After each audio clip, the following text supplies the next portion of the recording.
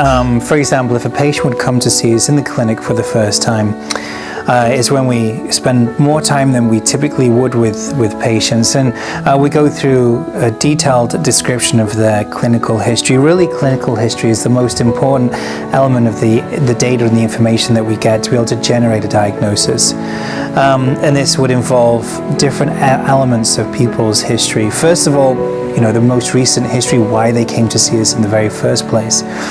And then we look at that part of their history over a longer period of time. For example, people come to me with swelling in their legs, and so first of all I ask, what is it that brought you to see me on this particular occasion? When was the first time you developed swelling in your legs? To take a more in-depth history. We'd also talk about elements of high blood pressure, elements of diabetes, the control of those diseases over the last few years as well. And so when people have advanced eye disease or neuropathy from diabetes, it's likely they're going to have some element of kidney disease as well. In addition to that, we take a thorough history about other parts of the body, like the heart, for example. It's good to know elements of heart disease that they may have had, or blood vessel disease in other parts of the body.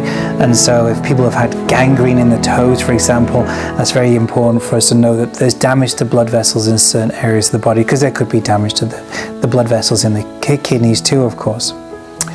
We would then ask about specific symptoms they would have, including swelling in the legs or swelling in the body, trouble breathing because of too much swelling in the body globally, which could be a feature or manifestation of kidney disease. Would ask about certain specific symptoms of kidney failure, which I believe we're going to go into in more detail later on.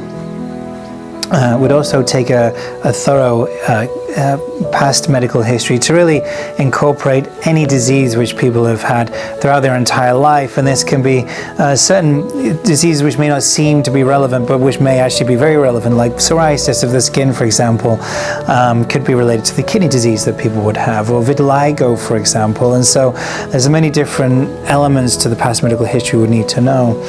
A detailed medication history as well would be very important, including over-the-counter medications, because again they can exert influences over the kidney function, and potentially cause kidney damage as well. Of course, allergies would be important to know. People's family history can also be related to a lot of different kidney diseases as well. Not all of them necessarily, but it is important to know, especially if there's any specific kidney diseases in the family, or even other diseases that would affect blood vessels or the immune system and so on. So in terms of the social history, it's important to know all the elements of people's social history. For example, smoking causes a lot of damage to blood vessels. It's important for us to know that if there's any way to help people to stop smoking. Alcohol use or recreational drug use is also incredibly important for us to know as well, because again it can impact health in different ways. People's profession is also very important for us to know. It may itself play roles in terms of certain chemical or radiation exposures that people may have, i.e. people who've been in the military may have had certain radiation exposures, which would be important for us to know. Engineers or people working in chemical plants, for example. After that, we would tend to do a physical examination. This would include measuring someone's weight, as well as basic vital signs, and this will either be done by the physician or by one of the medical assistants, including checking the pulse, the blood pressure, the temperature, those kinds of parameters. After that is going to be a physical examination.